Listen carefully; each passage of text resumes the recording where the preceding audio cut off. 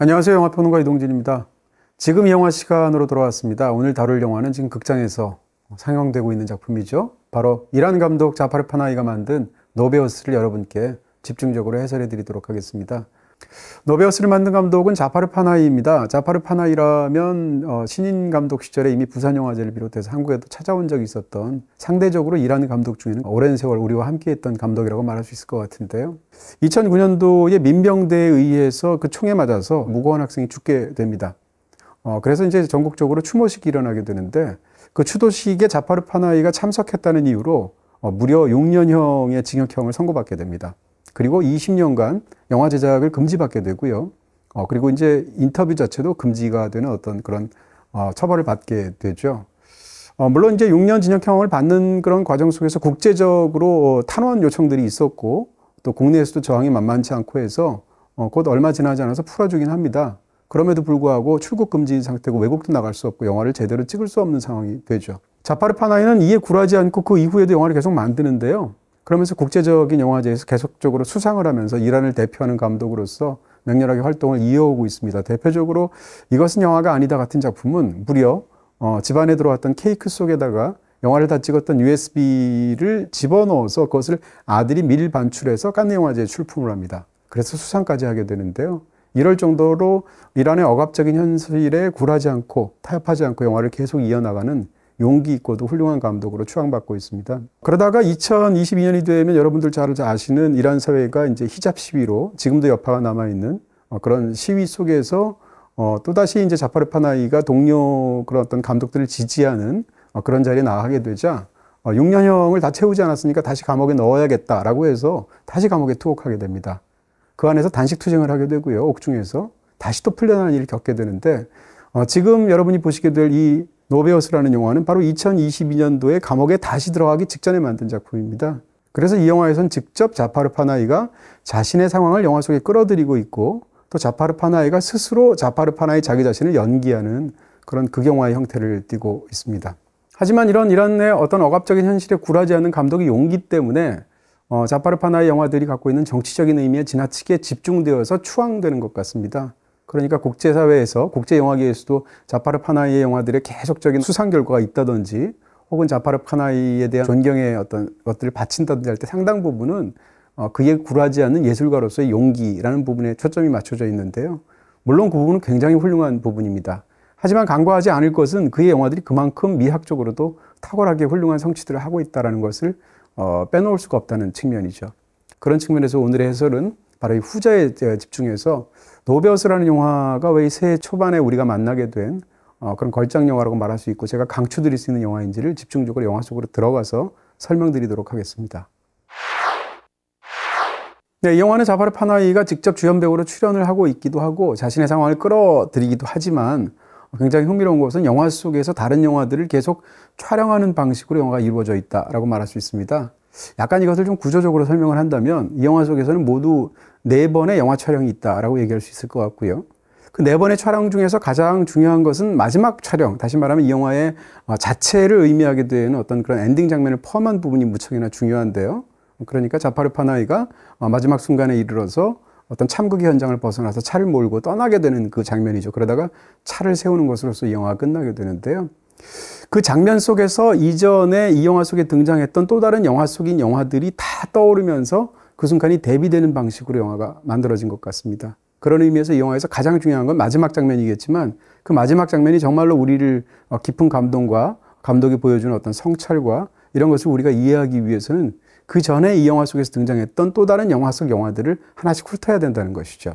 제가 편의상 지칭하는 이 영화랑 관련된 모두 4편의 영화가 있을 텐데 그 4편의 영화는 영화 속에서 모두 다 NG를 내고 촬영을 할 수 없고 찍어야 될 때 찍지 않거나 아니면 찍지 말아야 할 때 찍는 그런 잘못을 저지름으로 인해서 극중의 영화들은 모두 다 실패하게 됩니다. 그러니까 노베우스라는 이 영화는 이 영화랑 관련되어 있는 4편의 영화의 어떤 처절한 실패 속에서 어떤 깊은 성찰의 순간과 그리고 또 놀라운 성취를 보여주는 그런 걸작이다. 이렇게 얘기할 수 있겠습니다.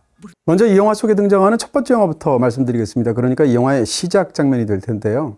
이 영화의 시작 장면을 보는 순간 자파르 파나히 영화를 계속 보아온 사람이라면 이게 자파르 파나히 영화야? 라는 생각이 들 정도로 굉장히 인공적으로 그 장면이 찍혔다는 것을 눈치를 채게 됩니다. 카메라가 굉장히 정교하게 움직이고 있고요.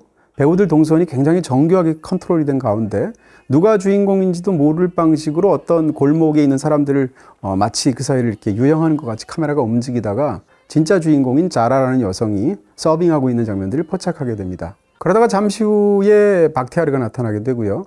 커플인 두 사람 중에서 박태하르는 자신은 남을 테니까 일단 당신 먼저 떠나게 되면 내가 나중에 합류하겠다고 하지만 자라는 그 제안을 받아들이지 않습니다. 왜냐하면 당신과 함께 떠나지 않으면 혼자 가는 것은 의미가 없다라는 것인데요. 촬영이 끝나게 되고 여태까지 관객들이 보아온 것은 영화 속 장면이었다, 촬영하는 장면이었다는 것을 깨닫게 되는데요. 근데 거기서 카메라가 점점 더 물러나게 되면 여태까지 보았던 것이 심지어는 튀르키예 안에서의 어떤 촬영 장면이 아니라 튀르키예에서의 촬영 장면을 멀리서 국경에서 통제하고 있었던 이란의 감독이 응거하고 있던 그런 방 안의 풍경이었고 심지어는 모니터 안의 영상이었다는 걸 우리가 깨닫게 됩니다. 근데 이 모든 것이 하나의 쇼트로 찍혀져 있다는 것이 중요할 텐데, 그러니까 첫 번째에서 드러나는 것은 우리가 영화를 보고 있다는 것이 사실은 착각이었다. 그것이 영화가 아니라 현실이었다. 혹은 영화와 현실 사이의 관계에서 어떤 일이 벌어지고 있는지를 드러낸다라는 방식으로 이 첫 번째 쇼트가 찍혀졌다는 것이죠. 그러니까 이 속의 세계만 보더라도 일단 극중국이 있고요. 그다음 극중국을 촬영하는 튀르키예의 장면이 있고요.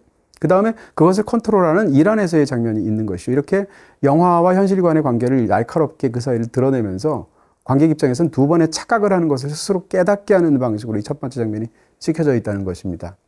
더 중요한 것은 이 장면이 결국은 NG였다는 것인데요. 다시 찍어야 되는 장면인 것이죠.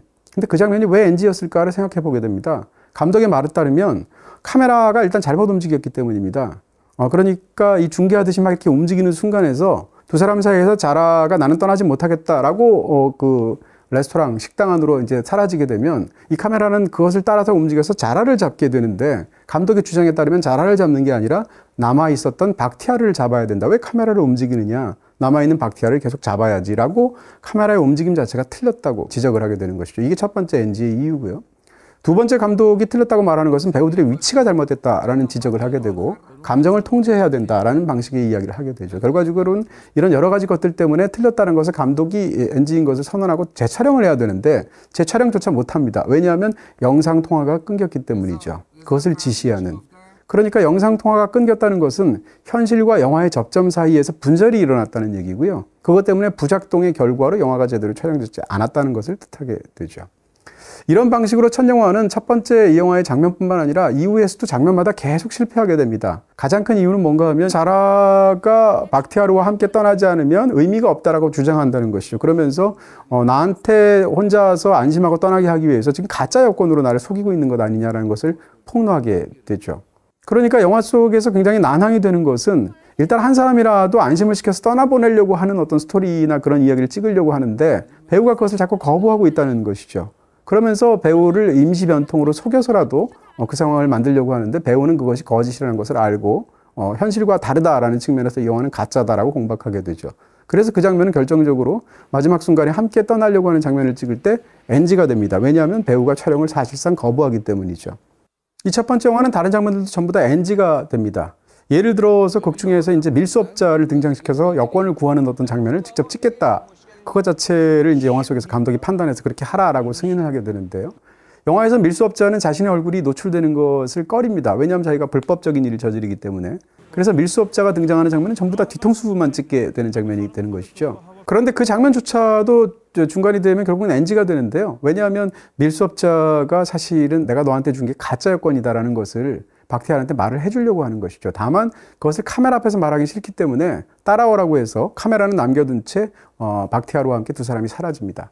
사라지고 난 카메라 바깥에서 무엇이라고 이 밀수업자는 이야기했을까? 내가 너한테 지금 준 여권이 가짜야라는 것을 고백하는 아마 말이었을 것입니다. 바로 그렇기 때문에 박태하르는 자신의 여권이 가짜라는 걸 알고 있었고, 그런 상황에서 가짜 여권을 가지고 다음 촬영을 마지막 장면을 찍으려고 할 때 결국 자라까지 알게 되는 상황으로 영화가 진전이 되는 것이죠. 그러니까 카메라는 그 사실상 따라오지 말라고 얘기했을 때도 그럼에도 불구하고 진실을 찍기 위해서 따라갔어야 되는 것이죠. 근데 영화는 그 장면을 찍지 않았습니다. 다시 말하면 영화는 찍어야 됐을 때 그 장면을 놓침으로써 찍지 못했던 것으로 그 장면이 결국은 NG가 나는 것이죠.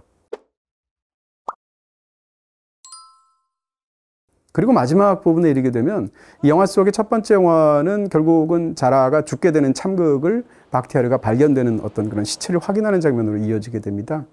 그 장면에서 굉장히 중요한 장면을 놓치면 안 된다고 생각하기 때문에 차량에서부터 시작해서 제작진들은 그 장면을 계속 촬영하는 것을 영화가 볼 수 있습니다. 설마 했는데요. 근데 박태하라가 바깥에 나가게 되고 그 시신이 자라라는 것을 알게 되는 순간 너무 지옥 같은 그런 끔찍한 현실 때문에 그 장면은 더 이상 영화에 담길 수가 없게 됩니다. 그래서 깜짝 놀란 제작진이 차 안에서 어머 진짜 잘하잖아 라고 말한 다음에 카메라 세워 라고 말을 하는 것이죠. 다시 말하면 촬영을 포기함으로 인해서 첫 영화는 결국은 모든 장면에서 다 NG를 내게 되고 결국은 실패하는 것으로서 영화 속에서 끝나게 됩니다. 그러니까 첫 영화가 실패하게 되었던 여러 가지 이유를 간단히만 요약을 한다면 두 사람이 같이 떠나는 것으로 해야 되는데 한 사람만 떠나게 만들었기 때문에, 그리고 배우의 위치가 잘못되었기 때문에, 그리고 카메라가 따라가야 할 사람, 떠나는 사람을 잡는 게 아니라 남겨진 사람을 잡아야 하는데 떠나는 사람을 찍었기 때문에, 그리고 이후의 장면들에서는 찍어야 할 장면을 놓쳤고 찍지 말아야 할 장면을 찍으려고 했기 때문에 영화가 실패한 것입니다. 이 모든 것은 영화의 마지막 부분하고 연결이 되면서 굉장히 의미심장한 설정들이 되는 것인데요. 이렇게 극중의 첫 영화라고 말할 수 있는 극중극은 영화에서 굉장히 난항을 겪습니다. 가장 큰 이유는 감독이 그 장소에 없었기 때문이죠. 감독은 사실은 극중에서 암시되고 있는 것처럼 실제 자파르 파나히의 사실 상황이 그런 것처럼 출국금지 상태입니다. 그러니까 튀르키예로 가서 그 장면을 연출할 수가 없는 것인데요. 그럼에도 불구하고 테헤란에 살고 있는 자파르 파나히는 자기가 조금이라도 촬영 장소랑 가까이 가야 마음이 놓인다라는 이유로 이 먼 곳에 있는 자반 마을까지 찾아오게 됩니다. 자반 마을로부터 튀르키예 촬영 장소까지는 불과 국경선 근처까지 가게 되면 2km만 더 가면 되는 곳이죠.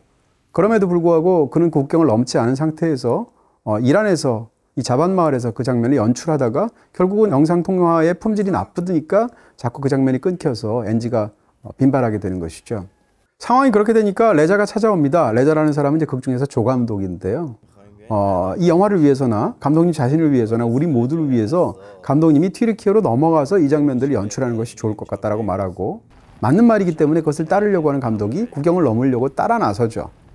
그러다가 어느 순간에 이르게 되면 바위에 앉아서 고민을 하게 되고 바로 여기가 국경선이라는 걸 보자 본능적으로 뒷걸음질을 치고, 그리고 레자를 남겨두고 레자는 그냥 튀르키예로 보내면서 본인은 이란에 남는 결정을 하게 됩니다. 이 장면은 굉장히 의미심장하게 느껴지는데요. 왜냐하면 이 사람은 본능적으로 영화가 현장에 있어야 된다라고 생각하고 감독은 현장에 있을 때 영화가 진실하다고 생각하기 때문에 그럴 수 없는 현실에서 최대한 가까이 이란의 국경마을까지 가죠.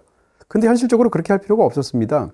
오히려 지방에 있는 그런 작은 벽지에 있는 마을에 가면 영상 품질이 너무 나빠지기 때문에 통화 품질이 나빠져서 오히려 끊겨서 촬영할 수가 없죠. 어떻게 보면 테헤란에 남아서 원격 조정으로 하는 것이 훨씬 더 좋은 결과를 맺었을 수도 있습니다. 그럼에도 불구하고 이 감독이 국경마을까지 간 이유는 그렇게 조금이라도 가까이 해야 마음이 편안하기 때문이다 라고 레자한테 자기 속마음을 터놓게 되죠. 내년에 군대 가는데 한 1년? 살짝 식빵 없나? 1년이면은 요방이 딱이지. 근데 인터넷은 혼자 알아서 해야 되는 거 알지?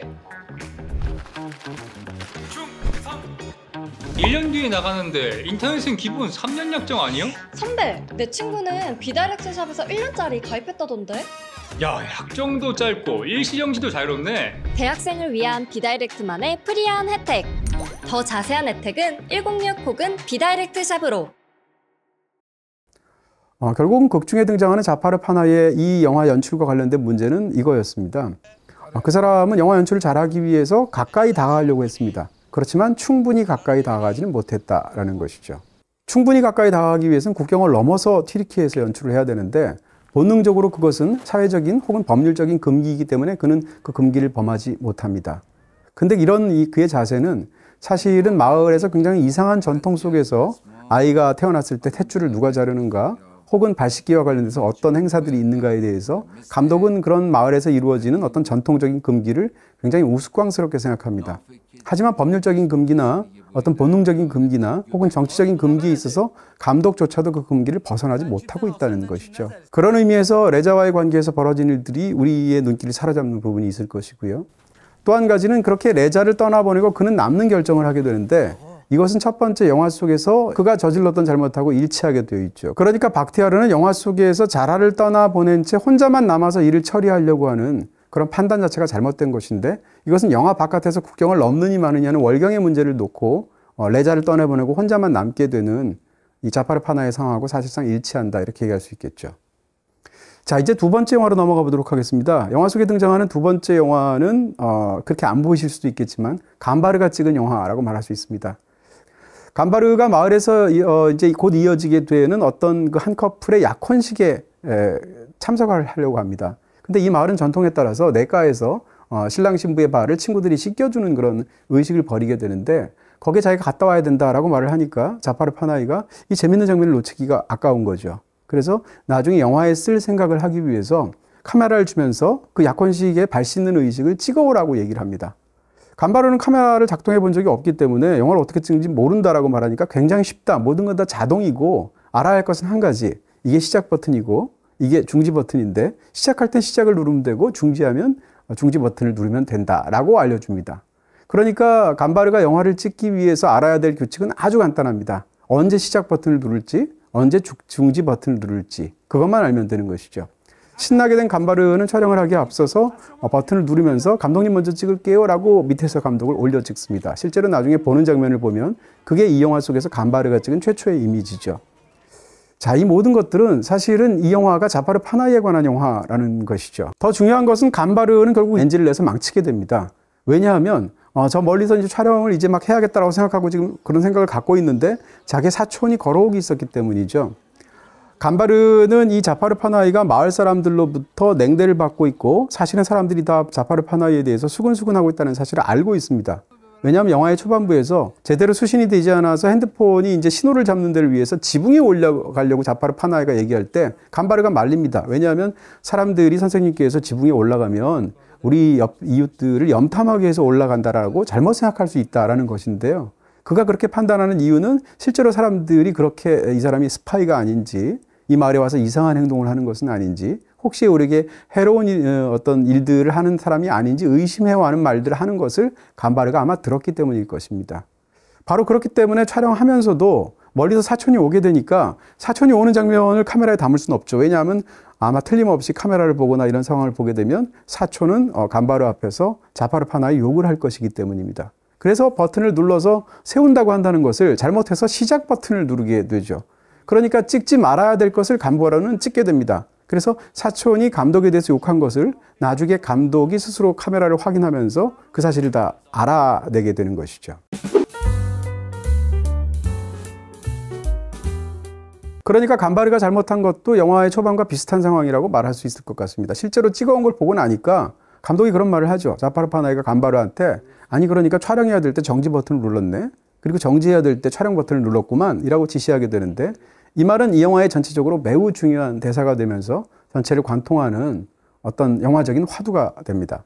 또 한 가지 흥미로운 것은 이제 이 사람이 신나서 촬영을 하고 있을 때 마을 사람들 입장에서는 어울리지 않게 감독 노릇을 하는 것처럼 보이니까 장난스럽게 놀리는 과정에서 어떤 이야기를 하게 되냐면 아니 삽을 들어야 될 간바르가 카메라를 들었네? 라는 식으로 놀리게 됩니다. 그러니까 간바르는 아마도 평상시에 일을 할 때 삽을 이용해서 일을 하고 곡괭이를 이용해서 일을 하는 사람이었을 텐데 삽을 들어야 할 그 손에 감독이 카메라를 쥐어준 거죠.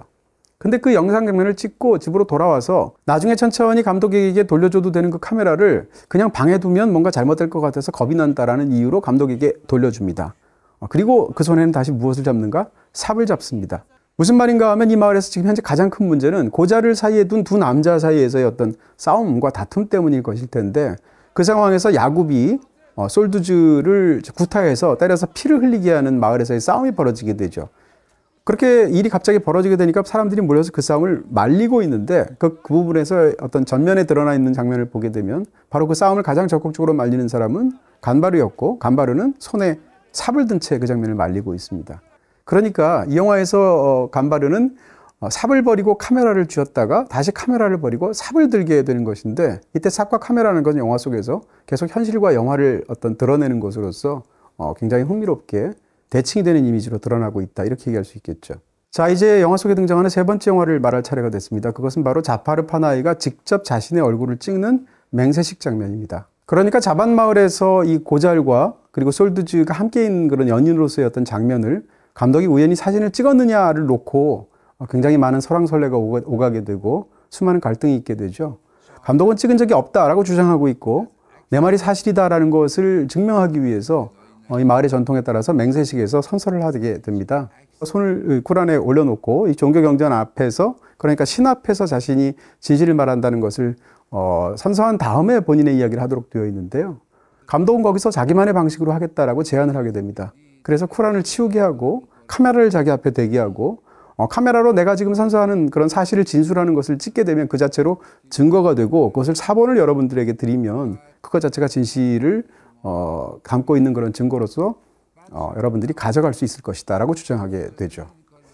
이 장면 속에서 자파르 파나히는 말하자면 이란 사회를 완전히 사로잡고 있는 그런 종교적 권위 대신에 그 예수를 바로 그 종교의 자리에 더 씌웁니다. 다시 말하면 종교 앞에서 선언하는 것이 아니라 예수 앞에서 자신이 진실을 말하겠다고 선언하는 것으로서 자신만의 방식으로 대체하게 되는 것이죠. 이렇게 종교의 자리를 본인이 믿고 있는 예술로 대체를 한다면 그 앞에서 진실을 이야기를 해야 됩니다. 근데 과연 감독은 진실을 이야기했을까? 거기에 대해서는 이 영화가 명확하게 보여주지 않지만 어떤 추측들은 가능한 것처럼 느껴집니다. 이 영화의 그 맹세식이 바로 가기 직전에 어떤 일들이 있었던 건데요. 어두운 길을 걸어서 애초에 자기가 안내받은 쪽을 걸어서 그 맹세식이 이루어지는 장소로 가려고 합니다. 근데 마을 주민이 한 명이 나타나서 당신이 그쪽으로 가면 곰을 만날 수 있다. 곰을 만나면 끔찍한 일이 되니까 위험해서 안 된다라고 제지를 하게 되고, 두 번째는 당신이 혼자 가는 것보다는 나와 함께 가는 것이 나을 것이다 라는 말을 하게 되죠. 그러면서 할 얘기가 있으니까 잠깐 안에 들어가서 차 한잔 마시고 우리 잠깐 있다가 함께 가자라고 제안을 해서 안으로 들어가게 되죠. 안에 들어가서 이 주민은 굉장히 이상한 이야기를 합니다. 그러니까 당신이 맹세식에서 진실을 말하는 것이나 진실을 말하지 않는 것은 하나도 중요하지 않고 그냥 당신은 사진을 찍은 적이 없다고 말을 하면 된다는 거죠. 그러면 마을에 평화가 찾아올 것이기 때문에 그 말이 거짓말인지 아닌지는 하나도 중요하지 않다라고 얘기를 하죠. 그리고 나서 바깥으로 나오게 되는데 이 주민이 자파르 파나히를 안으로 끌어들이기 위해서 했던 두 가지 말은 전부 다 거짓말이었다는 것이 드러납니다. 첫 번째로는 그 길로 가도 곰이 없었다는 것을 이 주민 스스로가 알려주고 있죠. 처음에는 같이 가자고 해놓고 당신이 혼자 가도 된다라고 이야기를 함으로써 결국은 자파르 파나히를 혼자 곰이 있다고 말한 길로 떠나보내게 만든다는 것이죠. 그러니까 어떻게 얘기하면 이 주민조차도 자기가 할 말을 곡진하게 그에게 전달하기 위해서 두 가지 거짓말을 했다는 것인데요. 그렇다면 자파르 파나히는 과연 그 사진을 찍었을까라는 것이 영화에서 굉장히 중요하죠. 찍었을 수도 있고 아닐 수도 있습니다. 영화는 그것을 정확하게 보여주지 않죠. 혼자서 이렇게 카메라를 넘겨봅니다. 자기가 무엇을 찍었는지. 그렇지만 그 장면만으로는 그가 그것을 찍었는지 안 찍었는지는 알 수가 없습니다. 다시 말하면 실제로 그 극 중에 등장하는 감독의 말을 그대로 믿어준다면 자파르 파나히는 그 장면을 촬영하지 않았을 수도 있겠죠. 그렇지만 그가 촬영했을 수도 있습니다. 저는 약간 후자 쪽으로 좀 견해가 기우는 쪽인데요. 감독은 이미 거짓말을 한 적이 있습니다. 영화 속에서 보면 감바르가 감독이 몰고 다니는 차에 흙이 묻어 있는데 그 흙이 국경지대에 흙이 묻어 있기 때문에 감독님 위험천만하게도 국경을 넘으려고 하셨던 거예요 라고 다그치게 되자 감독이 즉각적으로 거짓말합니다. 그냥 길을 잘못 들어서 거기 갔을 뿐이지 나는 그런 일을 하지 않았다라고 말을 하죠. 다시 말하면 영화 속에서 위기를 모면하기 위해서 자파르 파나히는 거짓말을 하기도 하는 사람이다라는 전제가 영화 속에 있는 것입니다. 두 번째는 실제로 영화 바깥에서 그 커플이 있었는지는 알 수 없으나 무엇인가 커플과 같은 의미심장한 것을 찍기 위한 영화 속의 자파르 파나히의 동작을 영화가 보여주고 있다는 것입니다. 두 번의 장면이 나오게 되는데요. 첫 번째 장면은 그 아이가 증언했던 것처럼 옥상에 있는 아이들을 앉혀놓고 찍으려고 하다가 왼쪽에 뭔가 재밌는 풍경이 있으니까 그것을 찍으려고 자파르 파나히가 몸을 돌린 상태에서 촬영을 하고 다시 아이들을 찍는 장면을 영화가 실제로 보여주었습니다. 다만 아이들의 증언은 그 바깥에 커플이 있었다는 것인데요. 실제로 커플이 있었는지는 영화는 보여주지 않죠. 다시 말하면 진실은 프레임 바깥에 있습니다. 그럼에도 불구하고 아이들의 증언과 일치하는 방식으로 감독은 왼쪽으로 몸을 돌려서 무언가를 의미심장하게 찍었다는 것을 영화는 보여주고 있죠. 또 한 가지는 이 영화의 어떤 포스터에도 등장하는 장면일 텐데 집안의 시선으로 심지어는 그 집안에서 바깥으로 통하게 되는 유리창문은 약간 기울어져 있는 상황인데 그 창밖에 있는 옥상에 있는 감독이 무언가를 또 찍고 있는 장면을 방 안에서의 어떤 일종의 시점쇼트 비슷한 장면으로 촬영한 장면이 굉장히 의미심장하게 담겨져 있습니다. 그것은 감독의 행위 자체를 영화 자체가 지켜보고 있는 것이죠. 바로 이 영화의 카메라 자체가 감독을 지켜보고 있는 셈입니다. 어찌됐건 이 두 번의 촬영 장면들 속에서 감독은 몸을 돌려서 왼쪽으로 커플을 찍었을 것이다 라는 근거를 삼을 수도 있겠죠. 명확하게 말할 수 없습니다만 그렇게 감독이 만약에 거짓말을 했다고 가정하게 된다면 감독은 자기만의 방식을 고집했음에도 불구하고 맹세식에서 예술 앞에서 거짓말을 한 사람이 됩니다. 그렇다면 감독은 왜 거짓말을 했을까? 사실은 좋은 뜻 때문이었죠. 자기는 그냥 무심코 카메라로 사진을 찍었을 뿐인데 내가 사진을 안 찍었고 사진이 없다라고 말을 하면 마을에서의 어떤 불화가 잦아들고 평화가 찾아올 것이라고 믿었기 때문입니다. 더군다나 바로 직전에 마을 주민이 그렇게 충고를 했기 때문인 것인데요. 그러니까 감독은 좋은 목적을 위해서 현실의 상황에서 진실을 잠깐 접어두는 거짓말을 했던 것이죠. 근데 그게 과연 옳은 행동일까? 라는 것에 대한 굉장히 중요한 숙고와 딜레마에 관한 스스로의 성찰 같은 것이 이 영화에 담겨 있는 것입니다.